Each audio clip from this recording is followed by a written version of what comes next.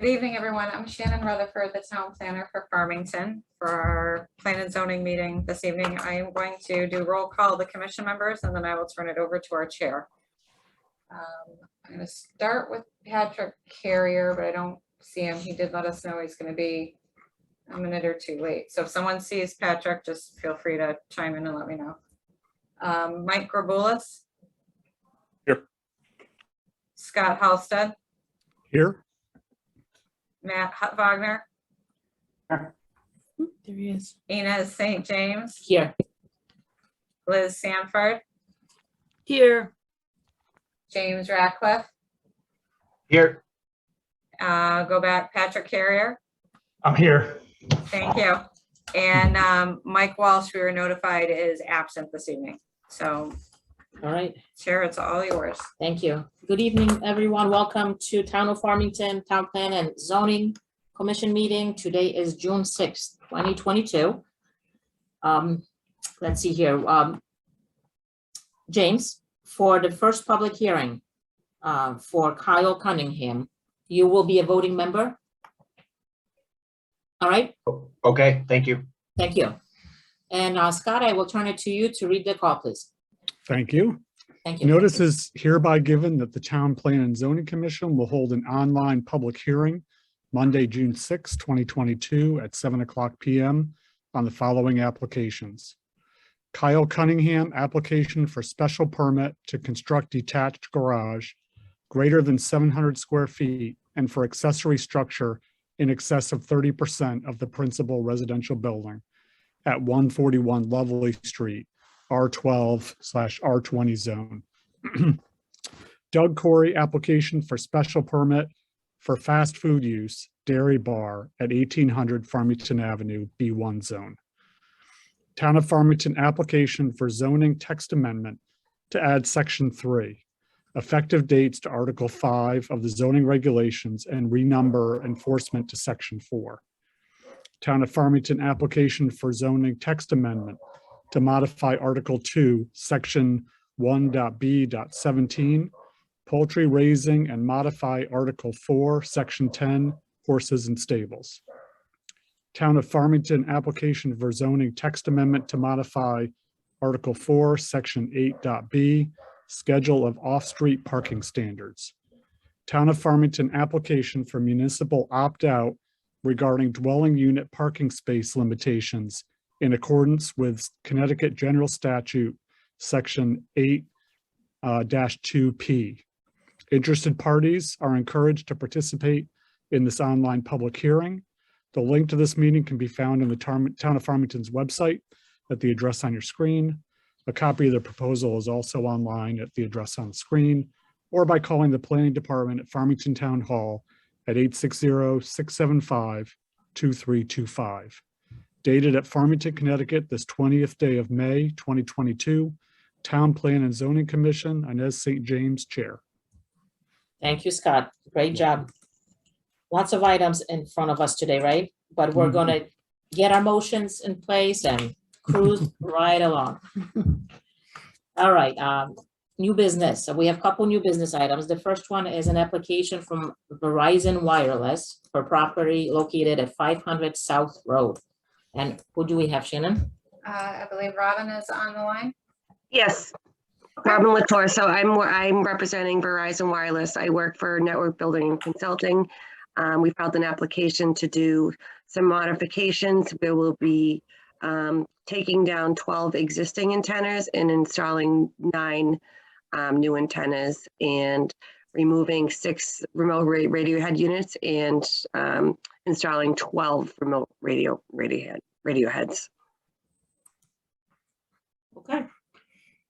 Anything else, Robin, or do you want me to turn over? Okay. Yeah, there's no expansion or anything. We're just taking equipment down and putting new equipment up. Okay. Thank you. All right, commissioners. Sure. Let's go through the questions that you may have. Patrick.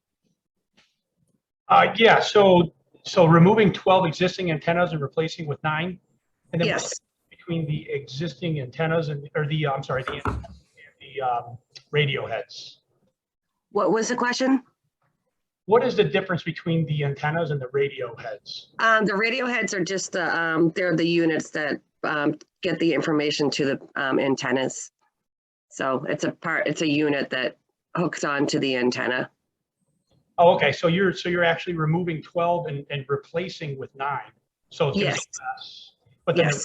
radio heads are more, and why is that? Yes, because there's more information that needs to go from the equipment to the antenna. So the radio heads bring the equipment, the information from the equipment to the antenna. Okay, great, thank you. No more questions, thanks. Thank you. Mike Robulis? Any size difference in the new antennas from the old? Nope, like for like. Perfect. No questions. Thank you. Thank you. Scott?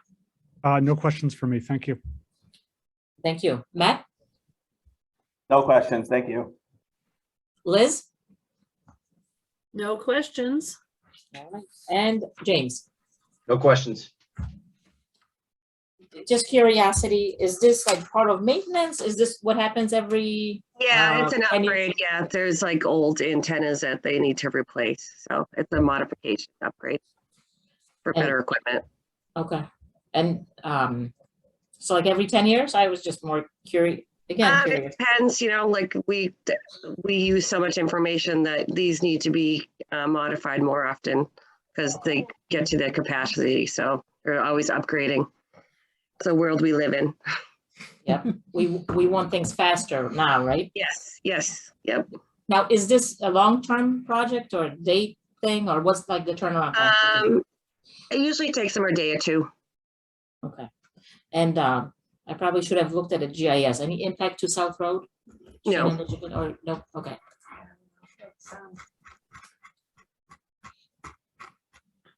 So this is here's South Road, the orientation. Yep. And the antennas are on three of the faces, is that correct, Robin? Yes, yes, So on this, it's an existing, like kind of it's an enclosure, correct? It's on top of the roof and the antennas are on the exterior. The antennas and radio heads are mounted to the exterior of this enclosure. correct, yep. Okay, thank you. All right. Well, sounds good. Thank you. All right, any last minute questions, commissioners? We're good. Okay, any additional information, Robin, from you? Nope, Okay, thank you. All right, commissioners, I need a motion and a second, please, to accept this, approve this application, excuse me. Yeah, Patrick Carrier. I'd like to make a motion to approve the site plan application by Verizon Wireless for 500 South Road to remove and replace antennas and radio heads. Scott Halstead, I second. All right, thank you. Everyone know what we're voting on? Silence is good. All right, all in favor? Aye. Aye. Opposed? Abstentions? We're good. All right, we are approved. Thank you, Robin. thank you so much. Have a good day. You too. And you'll send me something, I'll get an email or something tomorrow with approval. It'll be a few days. Yes, there'll be a letter, but we can also follow up with an email to you of that letter. Perfect, thank you. Thank you. All right, next item for new business. Oh my, sorry. Is it's all good. Town of Farmington will be accepting an application. We need excuse me. Oh my gosh. We need a motion, please, and a second to accept an application for a municipal opt-out for accessory apartments. Yeah, Patrick Carrier, I make a motion to accept the application from the town of Farmington for a municipal opt-out regarding accessory apartments in accordance with Connecticut General Statute, Section 8-20 Yeah. F, and public hearing, recommended hearing date of July 11th, 2012, or 2022. Good catch. Second? Liz Sanford, I second. All right, Is she voting? we're good? Is she voting? Yeah, she's a phone number. Okay. Yeah, we're good. Yeah. All right, all in favor to accept the application? Aye. Opposed? Abstentions, very good. All right, July. Okay, we are going to transition to public hearings. We have several tonight.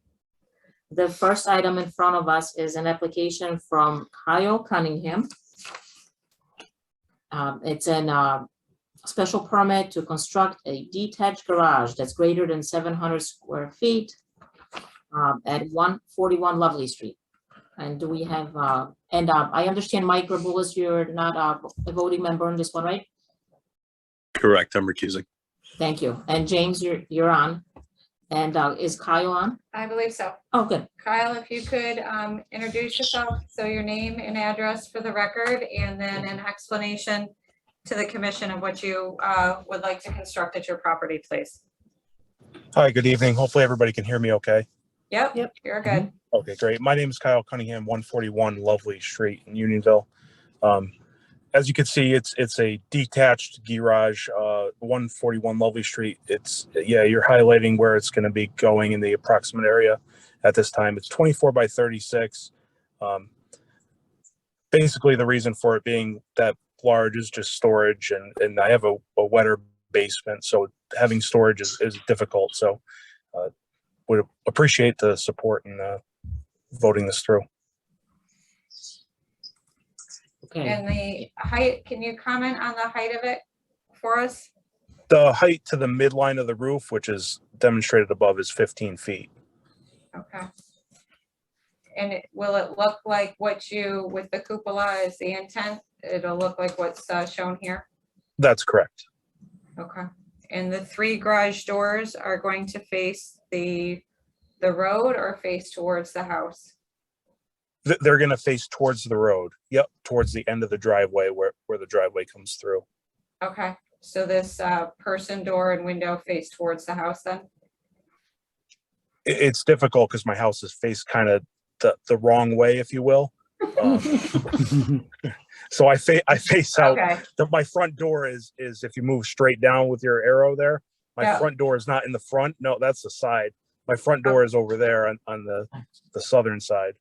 Or okay, northern side, if you will. So Gotcha. yes, the front door or the doors will be pretty much where your cursor is there. so the garage doors are here, and then Correct. the person door is on the north or south side? It would be on the south side.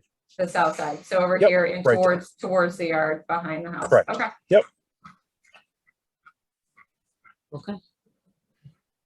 And we did receive all those, the documents, so thank you, Shannon, for helping us orient ourselves. All right, commissioners, we go first. Patrick, questions for Kyle? No questions. I was trying to Google it on my maps there. So is there any way you could put it up on GIS or just get There it? it is. Yeah. it's right there. So it's going to be, here, let me do sewer. So there's the sewer manhole. Yep. Okay, and the sewer easement, and you can see where it cuts through the property. So if I flip back to, this is the same sewer easement coming through. Obviously, the orientation's different, right? So this is 90 degrees Mhm. north. In this particular case is out to the right. So you just got to kind of flip it in your head, because north here is straight up, but there's the same, you see this coming through and then down. So the garage is going to be located in approximately this area here. Okay. Yeah, no, thank you. I see that now. Yeah, no other questions. I just wanted to get a kind of a feeling of what was around. But yeah, no questions. Thank you. Thank you, Patrick. Mike? Oh, no, never mind. Scott? So again, just orienting myself to where it is. So it's not visible to neighbors, or is it? Or to the street? Maybe a bay will be visible to the street. Okay. Just the way the driveway is oriented to Yep. my house and the property. But maybe a bay or two, but other than that, it won't be visible to the street. Okay, and just one more clarification question. This is for personal use. You have no intent to run any kind of business or anything out of the garage? No, not at all. Just Okay. personal stuff, and eventually my daughters can be driving sooner than I know it. So Mhm. just planning for the future. That's all. Absolutely. All right. Thank you very much. I'm all set. Thank you. Thank you. Thank you. Matt? Hi, thank you. So, Mr. Cunningham, just for me, again, the height, just talk to me about the height and the 15 feet and the steeple and what's the use for that? Or is that decorative? Is it for storage? No, that was all decorative. The height to the midline when I stopped in the planning and zoning office, they mentioned that it needed to be a max of 15 feet to the midline of the roof, which is what it will be. Got it, okay. Yeah, my only concern would be that, but I feel like it's set far enough back in the property where it's not, overbearing to the street or neighbors, and that's my sense at least, so.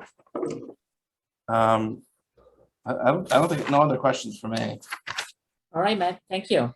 Liz? Thank you. My one question is, it looks like the flanking garage doors are a little bit shorter or the center is taller. What are the heights of those doors?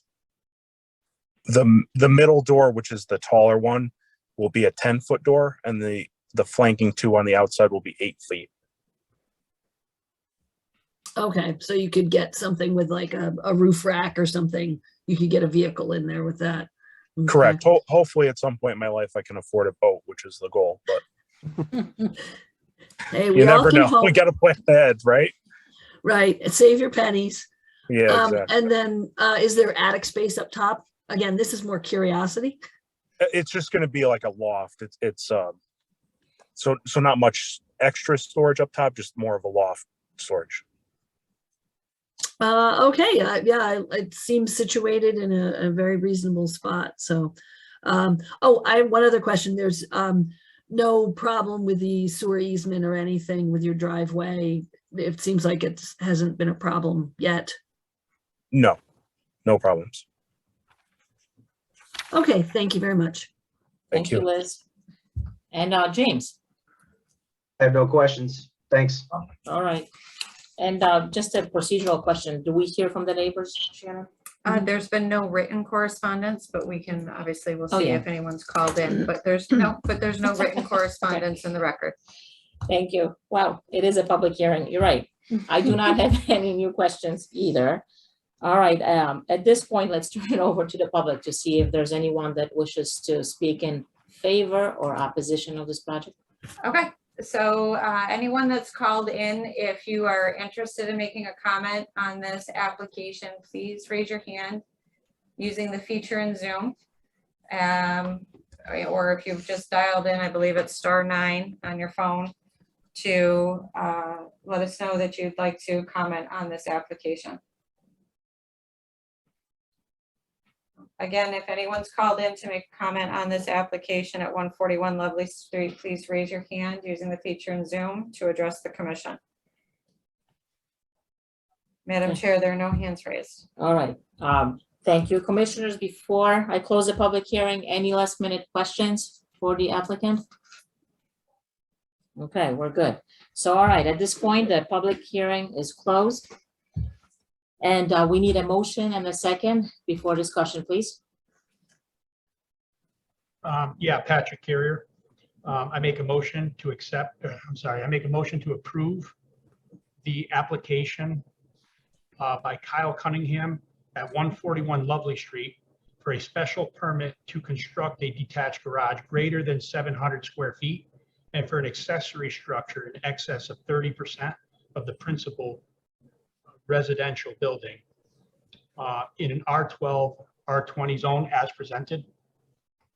Second, James, second. thank you. All right, discussion?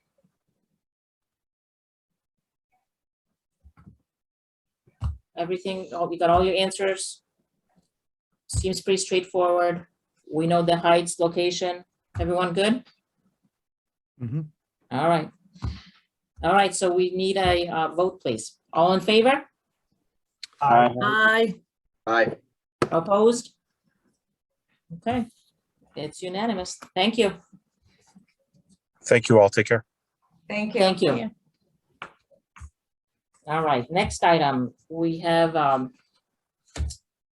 public hearing item, excuse me, is an application from Doug Quarry regarding a special permit for fast food dairy bar at 1800 Farmington Avenue. And that's in Unionville, right? Yes. Okay. All right, do we have, I think we have. no? We Okay. do. I Okay. believe Doug Corey is on the phone. Yes, I am. Okay, good evening, welcome. Welcome. Good evening to you all too. All right, so Open what? Adobe. you, hold on one second. We're good here? There we go. All right. Sorry about that. There we go. All good. All right. And Doug is with the property or? I don't, Doug, if you could introduce yourself and provide your address and explain your association with the owner and applicant, that would be helpful, and then explain what the application is for this evening. Sure. My name is Doug Corey. I live at 7 Birch Road in Avon. I'm associated with the Farmer's Cow businesses.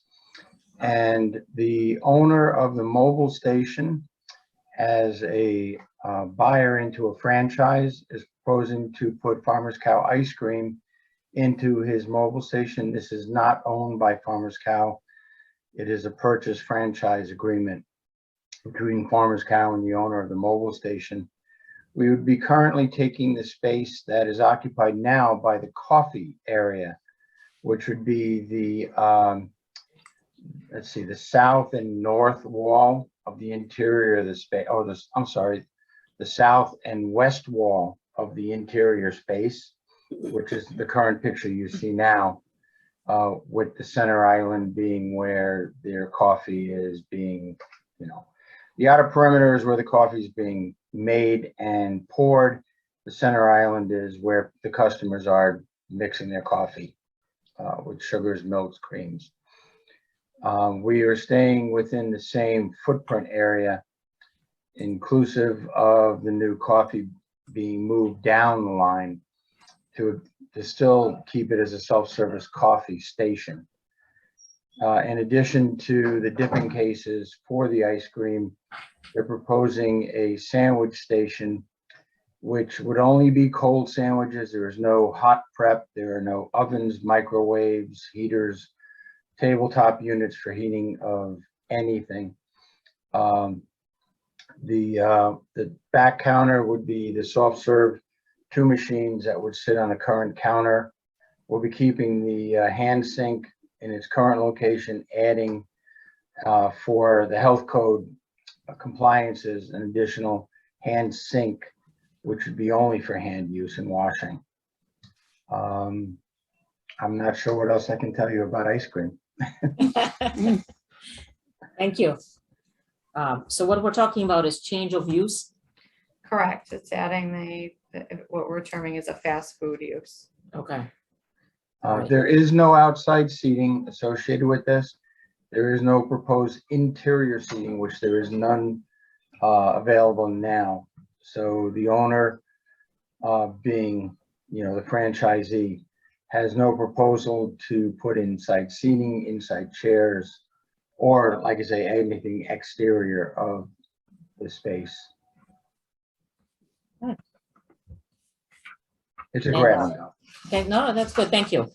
Anything to do with, Shannon, with the health department is outside, right? It's happening separately, or do we? Correct. As Okay. part of if it's set with TPZ, then the next step will be for building permit, and then the health department will be involved as part of the building permit process. Thank you. Thank you for the clarification. All right. Thank you for the presentation. And You're welcome. all right, and commissioners, let's go through questions. Patrick? Yeah, Mr. Corey, so what are the hours of operation are obviously going to stay within the hours of operation of the gas station. Will it be open the entire time? And it's more of a curiosity question. Is it going to be open? They're proposing to open late morning, 11 o'clock. There's really no point in opening earlier than that. And then the closing would be as per the station's closing. So the hours of operation would essentially be the same, except a later opening for the ice cream in the mornings. Okay, yeah, so obviously this is staffed, right? Like it's not a thing where the customers go in and help themselves. No, this is a staffed area. They're proposing 2 additional employees to staff this area. If it warrants it. Okay. Yeah, no further questions. I'm actually excited for more food options. You know, I make that trip every day with my kids. Great, thank you. You're welcome. I'm happy, Patrick, you're happy. All right, Mike, questions? No questions. Looks good. Thank you. Sure. And Scott? No questions. More ice cream is better, I think. Okay. Matt? Just a quick one. So the point of sale, the purchase happens in this section of the building. Yes, it does. This is a separate entity for POS system. It is not tied into the counter. So anyone coming in would be paying and being served at that specific location. Got it. Thank you. I'm good. Thank you. Thank you. Liz? No, I agree with the ice cream. More ice cream is better. This is a traditional convenience store type gas station with the chips and the snacks and the cold drinks. Is that correct? Yes, it is. Okay. No, it looks good. I think I have no questions. Thank you. Thank you. James? No questions. Good use of space. Thanks. Who knew we would be this excited for ice cream? Wow. TPC loves ice cream. I guess so. All right. What's the timing of this coming to town?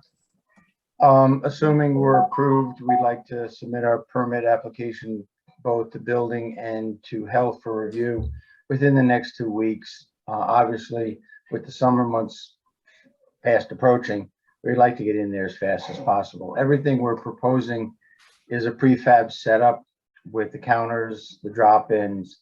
So potentially, we'd like to try to do this by July, very early August if possible. Okay. Oh, that sounds good. I'm excited too. Does change in the usage, so it stays with the property or? Correct. It would Okay. run with the land, but it is to an extent specific. So if somebody were to come in and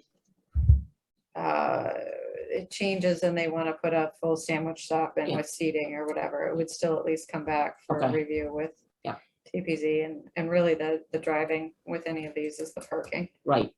So, I think being so close to the center, right? You'll get a lot of foot traffic and yeah, it's very exciting. All right, so thank you again. Thank you, commissioners, for your questions. And as a reminder, this is a public hearing. Is there anyone in attendance that has questions, wants to speak in favor or opposition of this application? if anyone's called in to speak on this application, please raise your hand using the feature in Zoom and you'll be acknowledged to address the commission. Okay. Madam Chair, there are no hands raised. All right, commissioners, last minute questions? All right, sounds good. So, all right, at this point, the public hearing portion is closed for this application, and we need a motion and a second before discussion. Yeah, so Patrick Carrier, I move to approve the application by Doug Corey at 1800 Farmington Avenue for special permit for fast food use, a dairy bar in the B1 zone. Second? Matt Hudbagner, second. All right, any discussion, concerns? We're good. I know we're excited about ice cream. All right, we're good. All right, yeah. All right, let's vote on this then. All in favor of this application? Aye. Aye. Opposed? All right, we're good. Thank you very much. We are Have a good approved. evening. Thank you. You too. Bye. All right, next, actually, the rest of the public hearings are all for Town of Farmington. We'll do them one by one, right? Oh, yes. Yes, please. All right, good. All right, so the first one is regarding effective dates. And it's a text amendment. Is Garrett, are you doing all of them? Yep. Excellent, Take all care of right, all of them. so go for it. All right, so the first item for discussion tonight is adding a section in the regulations under Article 4 that establishes an effective date where the commission fails to do so in their motion. It simply states that 15 days after the notice is published, the regulation or map amendment becomes effective. That's the appeal period for a decision of the commission. And then it would just, adding that section there bumps another section down to become section 4. So that's why you see enforcement showing up. That's it. It's a pretty simple one. It's really just, if the commission forgets to make a date for effective, it just does it automatically. It can cause issues if someone really searches through the land records. So we want to cover ourselves. Okay, That's about it. thank you. Yeah, it's pretty, yeah, I remember we had to remember, all of us, to include the 15 days, so we no longer have to? Or we Correct, sh- so, I we mean, should- ideally, or if there's for some overriding reason, Yeah. we still can. Okay, If there was something that we wanted to hit a specific date, it's within the commission's discretion to set whatever date they'd like. But in the absence of that, then this is a catch-all so that we don't have to go back to get anything reapproved. that's a Yeah. good idea, I probably shouldn't say it that way, but that's Yeah, okay. no, All right. absolutely. Yeah, No, Thank you. absolutely. It's an administrative regulation, it's nothing really. Great, yep, I like the way you speak, thank you. All right, so thank you, Garrett. So Patrick, any questions? Yeah, so I'm assuming it's the Marriott that triggered this, right? It was the Marriott that was getting converted that we forgot to include the date. Is that what it was? Correct. Yeah, and Bob DeCrescenzo's just suggested that this would be a catch-all that then we don't have to consider, you know, if staff doesn't put it in the agenda notes, if whatever, there's a couple of things and that one just happened to fall through. So this way, it's in the regulation and it's automatically set if the date isn't. And it's one of those, again, it's a statute thing that in the absence of having this, the date for its effective date, then it becomes, it's not even appealable, but they can go back and say, no, it technically the regulation or the text amendment or map amendment isn't valid because there is no effective date. So it could, I've since had subsequent conversations with others, and they've indicated that it's become issues in other municipalities where there was no effective date, and this is for something that's years old. And attorneys have found that there was no effective date and have gone back to utilize that for whatever development purpose they were looking to maneuver to. Yeah, great. No, I'm on board. I think it's a good idea. All right, thanks, Patrick. Mike, questions? No questions, thank you. Thank you. Scott? No questions for me either. Thank you. Matt? No questions. Next. Thank you. Liz? No, no questions here. All right, and James? No questions. All right, I do not have any questions either. All right, so since this is a public hearing, is there anyone online that has any questions? I mean, so if anyone has called in to participate in this portion of the public hearing with respect to this text amendment, raise your hand and we will acknowledge you to address the commission. Okay, silence, good. There All are right. no hands raised. So, commissioners, any last minute questions? All right, at this point, we will close the public hearing portion, and we need a motion and a second, please. Yeah, Patrick Carrier. I make a motion to approve the application by the town of Farmington for a zoning text amendment to add section 3 affected dates to article 5 of the zoning regulations and renumber enforcement to section 4. Second, Liz Sanford, I second. all right, discussion? We're good, ready to vote? Okay. All in favor? Aye. Opposed? Okay. We are approved. The next item is, so sorry, it's all good. It's a zoning text amendment, and this is regarding poultry raising. All right, Garrett, what do you got? All right, so hold this up first. So just to clarify, when you're looking at this regulation, what is shown in plain text is what is the existing regulation, and what is crossed out is what will be removed from the regulations, and what is shown in bold and underlined is what will be added to the regulation.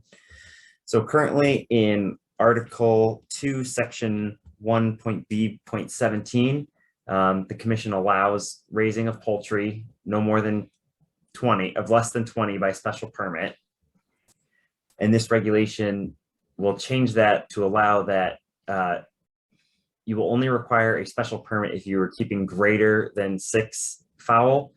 And then the keeping of that will have to comply with the new proposed regulation of farm animals. So there was a section for horses and stables in the regulation that'll be removed and be renamed farm animals. The horses and stables regulation will stay the same. We'll just be adding a subsection for poultry. And it will state that no more than 6 hens may be kept on a property located in residential zoning districts as a non-commercial accessory use in accordance with the following. Will require that a structure and fence enclosure shall be required. I would just ask that if a motion is made to approve, that this section, instead of saying shall be required for the chickens and ducks, should read poultry. We're requiring that any fences and coops be kept 10 feet from the property line because they generally make more noise than just a standard shed during the day, possibly. And it must be located in the rear yard. Coops can be no more than 50 square feet and no more than 10 feet in height and 10 feet from the side and rear property lines again. I did look at other town regulations for this, and a number of towns regulated about some towns said 6x8 coop, some towns said a 48 square foot coop. 6x8 is the same as 48. I don't know why they specified those dimensions, but we'll just have it as a round number of 50 square feet. Again, all poultry must be contained. No male poultry may be kept on the site. Everything must be in accordance with the health code. Waste material must be disposed of in a proper manner. And again, anyone seeking to have 6 or less chickens will just be required to file a registration with our office, as they currently do for fences and sheds under 200 square feet. Anything greater than 6 but less than 20 would require a special permit still. So that process would not change if you're looking to keep more than 6. We're good? Okay. I'm good. Okay, all right. So those are the proposed changes. Commissioners, questions? Patrick, No questions. Thank you. Mike, No questions, thank you. Scott? No questions. Thank you. All right, Matt, No questions. Liz? No questions. This seems to be good clarifications. James? No questions. Pretty straightforward. All right. Totally makes sense, right? And we get these applications in. I just, the male poultry, Well, I know, but we don't want roosters and. And it controls the population too. okay, I know, okay, that's it. But yeah, the roosters are the ones that make the most noise in the morning. So that's most towns do not allow We don't, roosters. you wanted to say roosters? Well, but if it's Yeah, ducks, then it's a it's drake. like, Oh, it's a okay, drake. that's right, okay. And all if right, it's a okay. turkey, it's a like a. Yeah. So it's, Okay, you're right. We're all inclusive this way. they all have different names. Yeah. They're particular. That's right. All right, commissioners, any last minute questions for Garrett? Hey, just a quick one. So if someone hears a rooster, who do they call? Us. They would call us. call our office and it would be a zoning violation. Okay, thank you. No more questions. Even I don't think your current regulation requiring special permit allows roosters either. No. So typically what happens is they will, if there's any issue, if they're not penned appropriately, and generally what happens, some of these come to you after they're already there, and that's because there's been an issue and the animal control officer was notified. And then she calls us. We go, we tell them they've got to get a permit. They come in and get their permit, bring themselves into compliance, and we move forward. So, so really what we're doing is just streamlining the 6 and under process so that a family that's looking to just get a few chickens, you know, for educational and or even as a pet purpose with their children is not having to pay the permitting fee and the notification fee. You know, it starts to get more expensive to do the permitting than it did to purchase the chickens and set up the hen house. So it was really just trying to be mindful of that. And then obviously anything greater than 6 we felt just required at least the commission's oversight to see and an opportunity for public comment. But if they're not in keeping with any of these, then either animal control is notified or we are, and then we go and issue a violation and they bring it into conformance. Okay, thank you for that. All right, so this is a public hearing.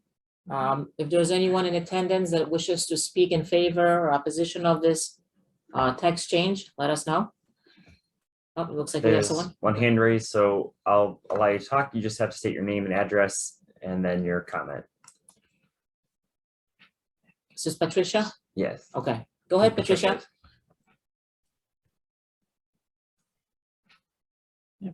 Patricia, you should be able to unmute your microphone at this point to address the commission. Thank you. Good evening. My name is Patricia Galanders. I live at 32 Robin Road and have lived in the neighborhood for 25 years and have been a taxpayer in Farmington for 35 years. I have 3 concerns with the zoning text amendments regarding poultry raising in the town specifically. The first would be the number of poultry allowed in R20 zone, which is in my neighborhood is less than a half an acre. It's at 0.46 or just around 20,000 square feet. Next would be the lack of specific standards and regulations regarding food storage and waste disposal. And finally, a lack of accountability for repeated violations of poultry raising regulations, whether it's with health and safety, noise complaints, or violating the permit. So the lot sizes that I mentioned in my neighborhood are barely 20,000 square feet, and the lots are typically long and narrow. In other words, we are very close to our neighbors. I can hear the chicken clucking loud and clear from my neighbor's 12 hens 2 houses away. And I became active again with this poultry raising issue. I had one 2 years ago where I heard someone say that there was a rooster on the other side of me, 2 houses down. The rooster crowed every 8 seconds. Contrary to what you say, they don't just crow in the morning. And I involved TPZ with this, and it took four months to resolve with letters and so forth. So I'm back again, and I just want to clarify the regulations. So I could hear the chickens clucking loud and clear from my neighbor's 12 hens. They received a special permit for 12 hens, and they're on the other side of me, 2 houses away. So I became active again with this poultry raising last Thursday, June 2nd, when the hens were clucking for more than 45 minutes in the middle of the morning, like 10 a.m. I was on the phone in a conversation and I couldn't get off the phone and it was very loud. I visited planning and zoning later that day, spoke with Garrett, voiced my concerns. I asked about the proposed upcoming zoning changes. He provided me with the recommended language. I read it, asked about the language and the regulations regarding the keeping of chickens shall be conducted in a manner consistent with the health code of Farmington Valley. And I asked for a copy of the health code because again, I'm looking at the neighborhood. So I asked for a copy of the regulations. He gave me the contact information for Farmington Valley Health District. I talked with Jennifer at FVHD at her office, and she said that FVHD does not have specific health code for keeping poultry. It would be up to the town. So I'm suggesting that Farmington use language that Newington uses, which is very specific and says food and waste Food shall be stored in watertight, rodent-proof containers, and waste shall be disposed of off-site or composted no closer than 50 feet from any property line. And also regarding the health issue, with that enclosure in the coop will be kept clean and cleaned at a minimum bi-weekly. So like TPC, I researched what other nearby towns allowed for the number of chickens on the single family properties and found that in 2021, Newington researched the topic of their zoning amendments, and they specified 7 towns, which included Farmington on their list. Among them was West Hartford, which requires a minimum of 5 acres for any chickens. Weathersfield, a maximum of 7 to 8 on any property size of more than 20,000 square foot. And Manchester, up to 12 chickens with no minimum size. Avon, up to 10 chickens on any conforming size lot. And interesting, in 2016, Berlin changed its ordinance to not allow any residential or hobby farmers to have chickens. So in summary, I respectfully ask the commission to lower the number of chickens on R20 lots to a maximum of 6 hens, and that no special permits of up to 20 hens be allowed on these small lots. You know, another suggestion would be to limit the special permit on R20 lots specifically to 10 hens maximum. It's to allow the noise and waste of up to 20 hens on a small R20 lot is unreasonable and comes at a cost to the neighborhood and to the residents' peace and enjoyment of their homes. And then to specifically, to add specific food and waste and enclosure and cleanliness language to the zoning amendment. And then to include accountability language such as repeated violations could result in TPC commission to act. Thank you for your time and consideration. Thank you. Thank you very much for your time. Okay, Town of Farming, do we, Let's just ask. yeah, if there's anyone else, If sure. anyone else has called in to speak regarding this matter, please raise your hand using the feature in Zoom to address the commission. Okay, there are no other hands raised at this time. Okay, so do you want to respond to Patricia?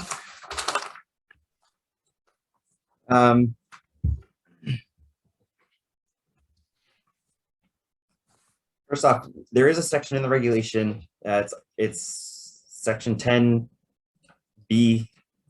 waste material must be disposed of in a manner that will not cause odor, flies, or attract vermin. We could modify that to say food and waste materials, or food must be stored and waste materials must be disposed of in a manner that will not cause odor, flies, or attract vermin.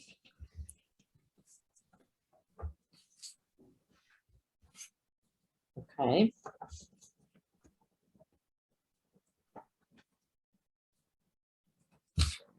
So, yeah.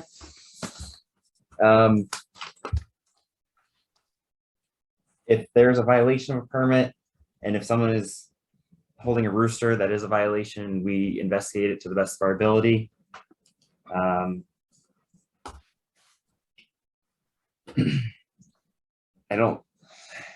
I'll leave it up to the commission about creating a schedule for regular cleaning. It would vary depending on how many chickens you have, and things like that, of how quickly something gets dirty. We do have that, again, we do have that section that says waste materials must be stored in a manner that will not cause odor, flies, or attract vermin. So that probably takes care of most of those concerns. Again, anything greater than 6 and less than 20 is allowed by special permit in all the residential zones. So it is the commission's decision with each application if they believe that the number of poultry being requested is reasonable or not for the zone. And it's based on each application that comes before the commission. Now, what are the setbacks? I use 10 feet. 10 right? feet from the side and rear property So line. it's greater than the shed. So the shed, Shed right is- now, a shed, any accessory structure, or the shed can be 5 feet from a property line. So these, we place these at 10 feet Yes, and then from the property line. for the commission's clarification, if you have a pool, that must that's detached from the house, it must comply with the building setbacks for the zone. Mostly because pools can be used at night and cause noise. Generally, chickens are asleep when it's dark out. They generally go inside a coop when it's dark outside.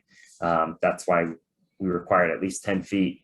And then your shed regulation is 5 feet, and that's because most of the time people are not starting up mowers or anything like that in the middle of the night. It's usually generally agreed, socially agreed upon times in which to operate something out of your shed. I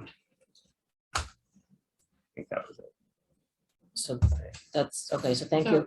We can, Yeah. the question is. Yeah, follow-up let's go. questions. Yeah, so commissioners, we heard the text amendment proposal.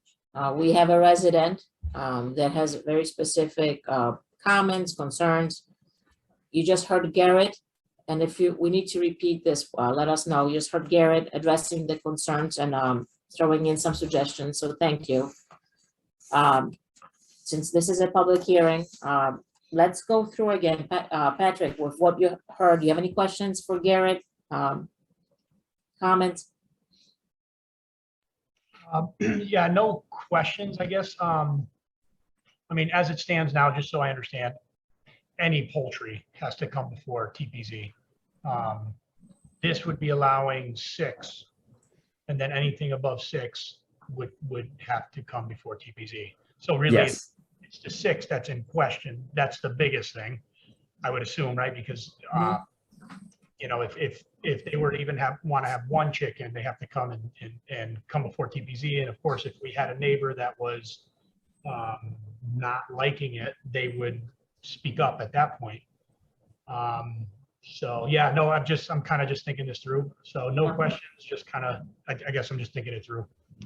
Okay, that's fair. Thank you. And just Patrick, so again, anything 6 or less would still be required to file a registration with our office. It would just change it so that if you have 6 or less, it's just a registration with our office. If it's 7 to 20, it's a special permit, but no matter what, you need to come and talk to planning and zoning at some point. Right, and then that would, yeah, and so basically what it would remove is the right of somebody living next to a neighbor that wants 1 chicken to speak up, right? So. Yes. Correct. Correct. Okay, yeah, okay, no, thank you. Thank you. How about you, Mike? I have no questions. Thank you. Okay. And Scott, follow-up questions? So I guess we normally put like a year review on these, right? When we've done the poultry, oftentimes we'll say we'll review it in a year to make sure there haven't been any issues, correct? Yes. I'm trying to remember. Typically. How often do we see issues like what this resident has reported?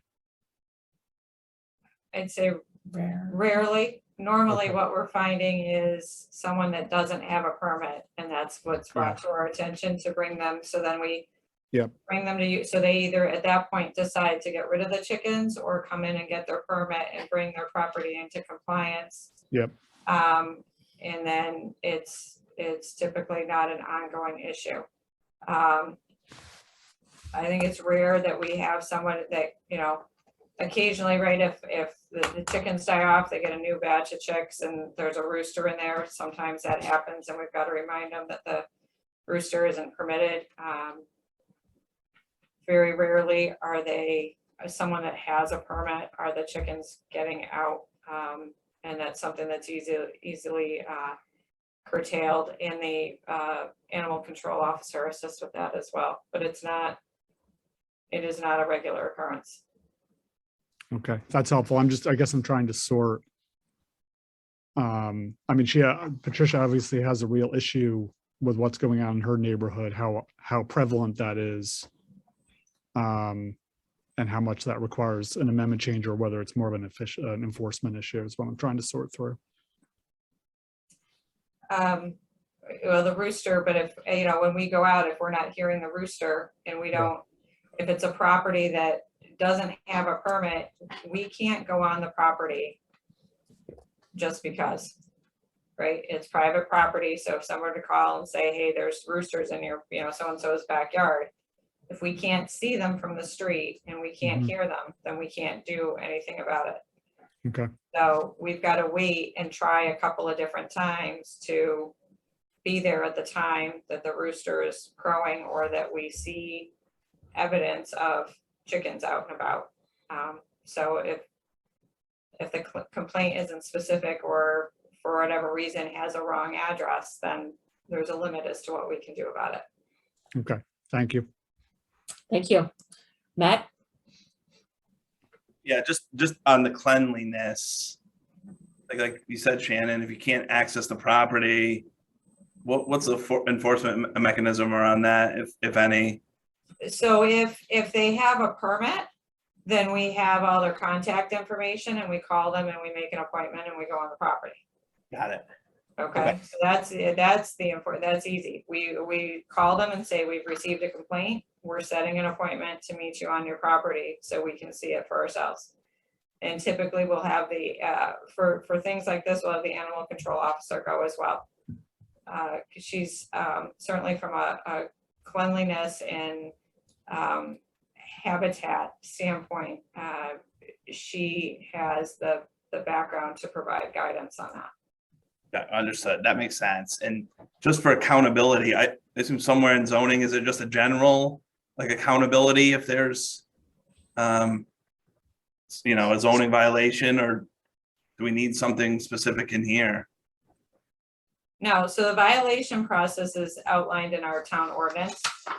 So if there's a violation, then the first step, just so you put, the first step is for us to notify the homeowner that we believe X, Y, and Z is going on at your property, and you have 10 days to contact our office and rectify the situation.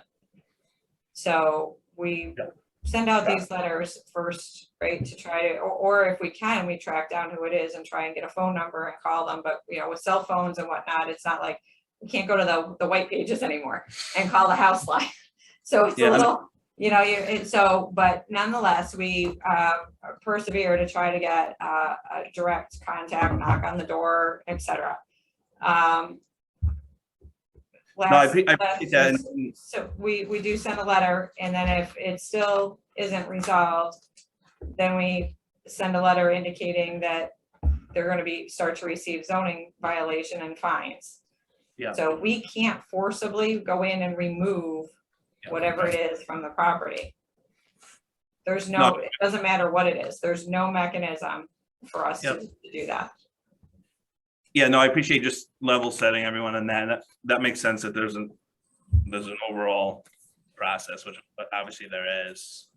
So Garrett, this 0 to 6 is for any property type. Is that correct? Any residential property. Right. So from Lake Garda to an R12 to no matter that section of town. Correct. Okay. No more questions for me. All right, thank you. Liz? Yes, one question about if we made a prescription or put some sort of wording in about containers and food containers and things, would we have to be very specific, or would something along the lines of, as Patricia mentioned, watertight, vermin resistant? We wouldn't have to get in and delineate each type of container. Is that correct? Yeah, Correct. Yeah. Correct. So I believe what Garrett had suggested is edit what's up on the screen right now, number 5, could indicate storage containers and food must be stored and waste materials must be disposed in a manner that will not cause odor, flies, or attract vermin. And we can strike the in compliance with public health code if there isn't anything. We can follow up with Farmington Valley Health ourselves to see if there is anything, or we can check with the animal control officer to see if there is a different code to cite if it's not the public health code. Okay, that makes sense. Okay, I think that's it. Thank you, Liz. And James? Yeah, more just a comment, I guess, is as we're approving these going forward, And I know you guys do a pretty good job of this already, but I mean, I've been on the commission for 5 months and we've had quite a few of these come through to be approved. I guess just making sure, I want to be sensitive to Patricia's, the lot sizes of where these are being approved. So just making sure that we are all on this commission as well as future commissions, we're all on the same page with regards to what's been approved and what hasn't been, as with respects to the lot sizes, and if there's complaints coming from certain areas. I mean, from my perspective, I have a neighbor with chickens 2 doors down from me. We have half-acre lots. I've never heard the chickens ever before. So I'm not sure, but I also want to be sensitive to the person who made the commentary. So just more of a comment, just like saying, hey, let's all be on the same page of what's been approved, what hasn't been, just making sure that we're consistent with what we're doing. All right, thank you. Right now, it's all residential, right? We're not, Yes. right? So, Yeah. So, thank you, commissioners, for questions. My only comment was the whole business with the health code. So for today, so this is being proposed. We heard some questions, comments from one resident. We're obviously going to possibly vote on it, but what do we do with this language that's in here that has to be? So we can, remove so it? you can continue. So if you Yeah. want this to be reworked, it can be Yeah. continued. There is, it would seem, if you're so inclined, there's an additional comment. Yeah. It can be continued and we can continue the conversation at the next meeting. So we, Sure. Garrett can tinker with the wording to address what's come up so that it's a cleaner for the commission. We can take a look to see if there is other health code. We can check with animal control. Perfect. I think that's a good idea, but you're right. It is a public hearing, so we have another comment possibly. Well, I think. Same person? Yeah, Okay. it's the same person, but since we're here. might as Sure, well. why not? So Patricia, if you'd like to address the commission again, you may. Yes, just a couple of things. A neighbor on the other side has made a complaint. And I'm not the only one, the only one regarding noise. I just wanted to make that clear to you because I talked with him on Saturday. So I don't know who he made the complaint to, whether it's animal control or planning and zoning, but he did. He was supposed to, he wanted to attend this meeting. Apparently something came up. But my concern, again, is having these small lots and having the planning and zoning arbitrarily decide whether they can have up to 20 hens. If they apply for 12, like this particular neighbor has 12. But they could possibly have 20, just like someone with an acre can have 20. So, I think that's my biggest concern. Thank you. Thank you. And I think that 45-minute, just one more thing. I think that 45-minute of clucking was more of an exception for me. I happened to be on the phone, but they're not quiet, just to let you know. I'm tolerable, but 45 minutes was a long time, and I'm not sure what provoked it. So my biggest concern is having 20 hens on R20 property, and to tighten up the language for the owners to make sure that they don't have bags of feed around for rodents and other animals, and that they're kept in a container and that the waste is disposed of properly. Those are my only concerns. Thank you. Thank you. Yes, we appreciate you calling in. Thank you. You got it. All right, commissioners. So my recommendation is that we continue this item, let Garrett do some additional research, wordsmith, or, update the language, and then we move it to the next meeting. Are you in agreement? And if you are, we'll need a motion to continue. And a Hey, second. and Yes. Hey, and it's Matt, that makes sense. Just for Garrett, I think the concept of maybe an R40 plus is different than a below R40 is interesting to think through, in my opinion. Well, okay. I mean, but the way it is written today, someone with a smaller lot or bigger lot would be coming in front of us, right? If the criteria fits. So it's almost better to leave it all residential, no? Well, Or just- I guess the town is wanting to eliminate having people with 6 and under come in to us every time, and I understand that, right? And we're sort of saying, okay, what number is it okay just for an application versus coming in front of a meeting and having a public hearing? And I think maybe for different properties, it's different levels of scrutiny. But I'm okay to continue Okay, to. no, thank you for your comments, okay, but you're okay continuing it, okay? Yes. Yeah, Madam Chair, Go ahead. I have another question actually for Patricia. So your neighbor, when your neighbor acquired these, Wait. Patrick, yes, all right, so what, yeah, go ahead. So we're talking about the text amendment, and then it sounds like there's something else going on, right, about a neighbor that is being addressed separately? yeah, okay, the public hearing is still open, right? I was Yeah, just. it is, go ahead, but, Ask Patricia one more question. That's okay. all. So yeah, so Patricia, when your neighbors got these chickens, were you notified and did you participate in that that hearing, the public hearing for that? Is it okay that Patricia speak? Go ahead, Patricia. She's unmuted herself. Muted. Yeah, I don't know. Patricia, Patricia, if you are still on, if you can answer that question for Commissioner Carrier, that would be helpful. Well, that's a very good question. And here's how this came about. Like I said, the neighbors on the other side, and they had roosters that crowed every 8 seconds. And it got the town involved. They sent the 2 letters, they followed up. They never had a permit and they never wanted a permit. And then 4 months later, they took the rooster off. Well, then a copycat, which was my neighbor 2 doors down, decided to just put up a pen and a coop. And I saw this and I went over and talked to them, had a conversation. And I told him, did you know that you're supposed to have a permit? Explained the whole process, gave him the regulations.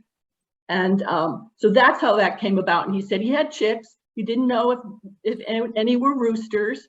I said, well, as long as you don't have roosters, because we really don't want to get into the same situation. And he assured me they wouldn't. He's a very nice person. It's not the person, it's the hens. But so was I notified? I'm not. 12 hens, I'm not all that concerned about. I don't know what makes them, act out or cluck or whatever. I'm just concerned of having 20 on a small property. And having the same number as someone with 1 acre of property.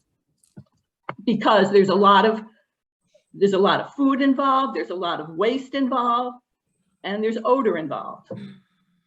And there's, obviously hens are vocal. Right, and so your neighbor has 12, is that what Yes, they have a special permit, and I guess it's, I don't know if it's arbitrary or not. They have 12 and they went through the special permit process. So And neighbors. my would have- neighbor assured me that they would be Okay. very quiet. Patrick, so the neighbors were notified. Right, and I'm not as concerned about the noise, except for that 45-minute exception. I'm concerned about the number in an R20 zone. And neighbors and pet owners, not pet, poultry owners who are not sensitive to other neighbors. Both with waste and food and, the sound of the hens throughout the day. Thank you. Thank you. Thank you. Thank you. All right, good question, Patrick. So are we in agreement? We're gonna continue this item? And if yes, we need a motion and a second, please. I'm in agreement. I agree. Okay, Yeah, I think a continuation is a good idea. all right. Motion and a second, please. Yeah, Patrick Carrier, I make a motion to continue the application by the town of Farmington for text amendment to modify Article 2, Section 1B17 poultry raising and modify Article 4, Section 10, horses and stables until the next meeting. Yes. Perfect. Second, please. Scott Liz, Halstead, I thank you. second. All right, all in favor? Aye. Opposed? All right, we are all set. Thank you. All right, the next item, Town of Farmington, it's a zoning text amendment for parking standards. Go ahead, Garrett. All right. Okay. So this regulation is sort of tied into the last public hearing for the evening, which is an opt-out to the state statutes for regulations for parking. This regulation just establishes a parking standard for 2 to 4 unit or multifamily dwelling units. The original regulation said 2 through 4 unit homes. This just goes straight to multifamily. Just to clarify that this will only apply to properties where it's only residential use. And the residential multifamily, special innovation floating zone, senior active adult housing zone, Unionville Center, Farmington Center zones, and Midpoint Development District will not be affected by this regulation. So this will only apply to multifamily properties, nothing, and not in these, in the general zones, not in these specific zones. So it takes out the regulation that says 2 through 4 unit home, 2 spaces per unit, and changes it to multifamily attached dwellings. If you have a 1 bedroom, you require 1.5 spaces per unit. If you have more than 2 bedrooms, it's 2 spaces per unit. Additionally, this will remove a parking requirement for billiard parlor, which is listed in the beginning of their regulations as prohibited use. The state statute that you will be deciding on opting out of limits municipalities to only requiring 1 space per unit, regardless of occupancy size. So the 1.5 for a 1 bedroom is addressing that there might be more than 1 person living in 1 bedroom. They might have visitors. The 1 bedroom, the 1 space per unit that the state statutes has is really best suited for areas with high public transportation and walkability. And unfortunately, there are some areas of Farmington that are not easily connectable to other things or are on transit routes. So trying to sort of meet the intention of the state statute that was passed while adjusting it for Farmington. Okay, thank you. It's always interesting to me, like 1.5 spots, right?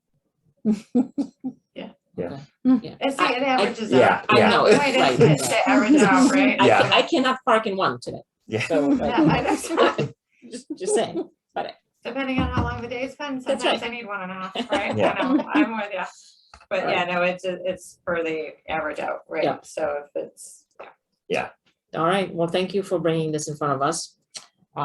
Patrick, questions for Garrett? No questions. No, I think it makes sense. 1 parking spot, obviously it's an overall, right? So the 1.5 would be, somebody's gonna use 1, but somebody else will use 2. So no, I think this makes sense. All right, Mike, I have no questions. Thank you. thank you. Scott, No, it makes sense to me as well. No questions. Matt, No questions. thank you. Liz, I agree. It seems like a well thought out plan. No questions. and James. No questions. All right, I had my crazy comment. I guess don't park next to me is what I'm saying. but- All right. It is after 8. Okay. Thank you again. Thank you for the commissioners for your participation. All right, this is a public hearing. Shannon, do we have anyone online? yeah, so if anyone's called in to offer comment on this modified regulation, please raise your hand using the feature in Zoom so that you can address the commission. Again, if anyone has called in to speak to the commission regarding this regulation, please raise your hand in the feature using the feature in Zoom. All Madam right, Chair, there are no hands raised. thank you. Any last minute questions, commissioners? We're good. All right, we need a motion and a second before the vote. Patrick Carrier. I make the motion to approve the application by the town of Farmington for zoning text amendment to modify Article 4, Section 8B, schedule of off-street parking standards as presented. Second, Matt Hudfagner, second. all right, discussion. Concerns, comments? All right, it's pretty straightforward one, right? All right, let's take a motion. All in favor? I, Aye. Opposed? All right, we're good. And the last item on our agenda is also you, Garen, Town of Farmington. It's a municipal opt-out. And go ahead, tell us all about it. Yeah, so as I stated with the previous application, in the 2021 legislative session, the state legislature adopted a statute that limited the parking requirements of municipalities to 1 space per unit. But it did offer the option for municipalities to opt out of that regulation. And so we're trying to do that, and that was what the intent of the previous application was to establish parking standards for the town in the spirit of the state statute that was passed.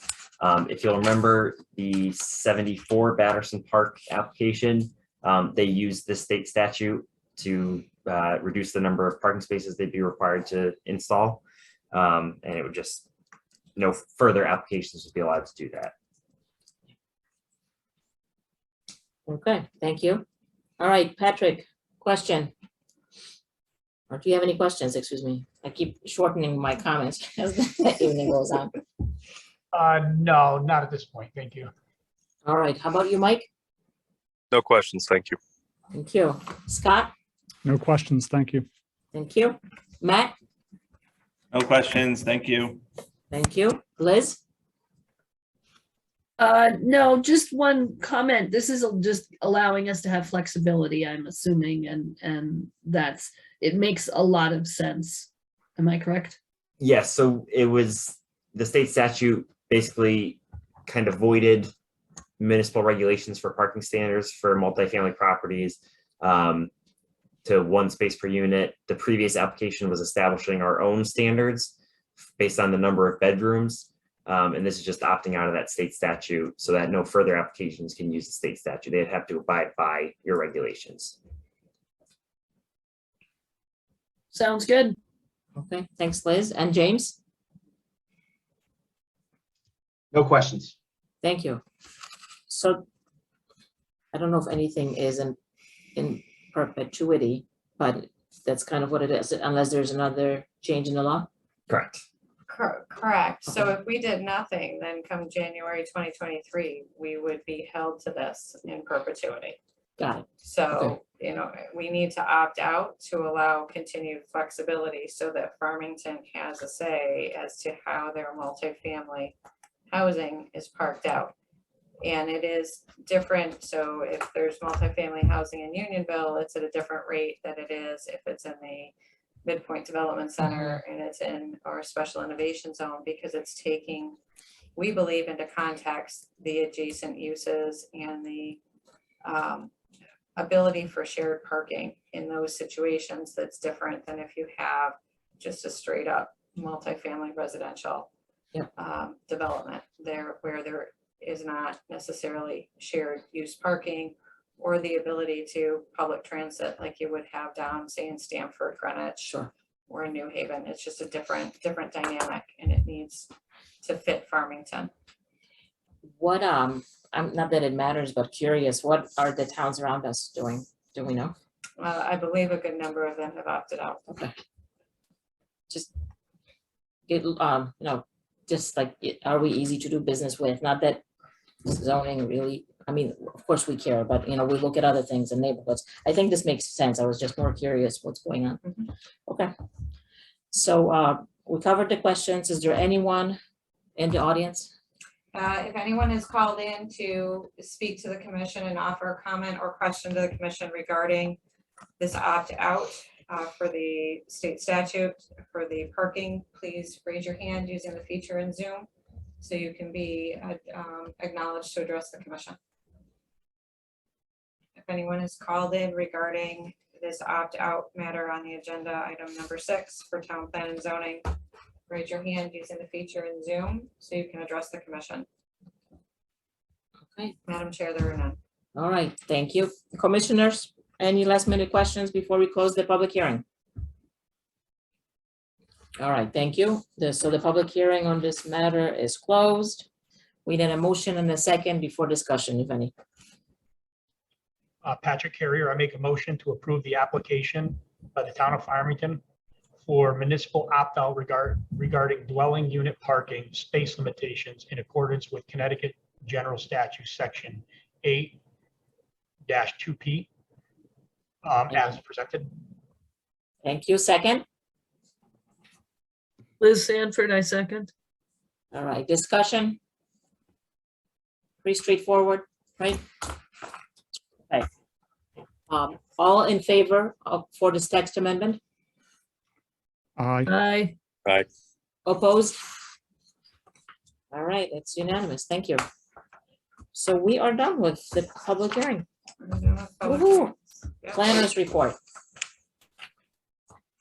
There is, I don't have anything Okay. this evening. Okay. Quiet.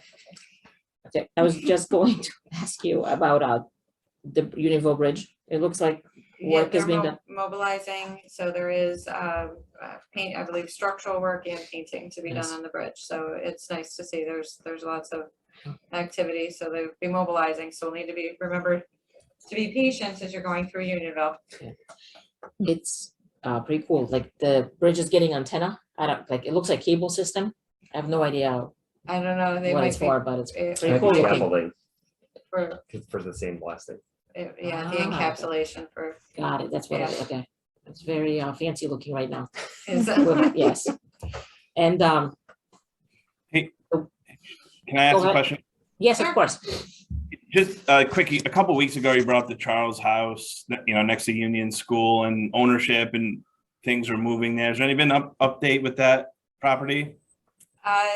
nothing specific at this particular point in time. They did, they met with Board of Ed rep and the school principal last week. I sat in on that meeting just to really get those folks up to date.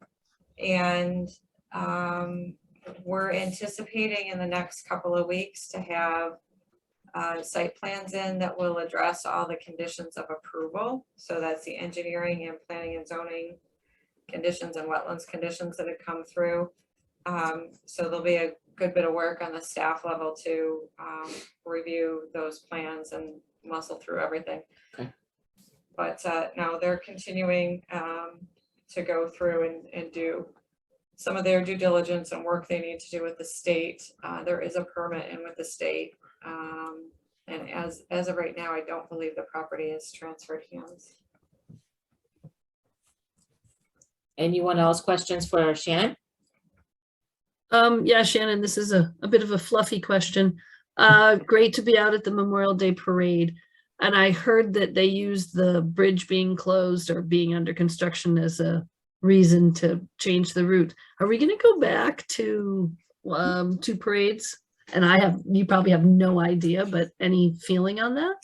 I have no idea. It's a town manager office decision along with, I believe, the local Veterans Association. So that it's actually the Veterans Association that is listed as the point of contact for the groups that want to join in on the parade. So like the Little League teams and crew teams and scouts and whatnot, as coordinated through one of the Veterans Associations. So no, I have no idea. Okay, I didn't either. I was just curious. Thanks. I think Liz is saying TPZ should march and then next one. Okay, never mind. So I think we have enough to do. I just want to get the parade back in Farmington Village because it's really nice to walk. Got it. The Walgreens property, like the Yeah. maintenance, Mm. like, Oh, Okay. yes, okay, Mhm. okay, good. We're on it. All right, we're like forgotten And child there. I am on them. As soon as the Dollar Tree came in with the permit, we were on them and they did some basic, because there had been some graffiti on the retaining walls. They've done some basic. I've sent an email on May 25th. That's how we're, and then there was another email at the end of last week that said, gentlemen, we're getting complaints from the adjoining properties. You're addressing this immediately. So I got email in today with a sketch of what they thought they needed to maintain, and I corrected the area for them of what they actually are required to maintain. I've also explained to them the need for a contact in perpetuity, that this is not just a construction item. And so there's notes in the building, but there'll be no inspections, there'll be no sign permits, there'll be no nothing until I have a contact yeah. name moving forward in perpetuity on this. So, Thank you. because this has been an ongoing issue and It just well, doesn't. no, work absolutely. As I for the said to town. them, as excited as you are Yeah. to be in Unionville and have this prime spot, we are equally interested in having the property Yeah. appropriately maintained. Okay. And they absolutely can do this. And if they need a little incentive, I'm more than happy to provide that incentive. Okay, we're gonna end the meeting, but before we do that, let's approve the minutes from May. We need a motion and a second. Thank you, Shannon, that's good. Nobody wants to go home? Come on. There are, no, Yeah, they're already- you don't want us to go home? Patrick Carrier, I make a motion to approve the minutes of May 23rd, 2022 Town Planning and Zoning Commission meeting. And a Scott second. Hoffman, I second. All right, thank you. All in There you favor? go. Aye. Aye. All right, meeting adjourned. Thank you, everyone. Thank you. Thank you. Bye.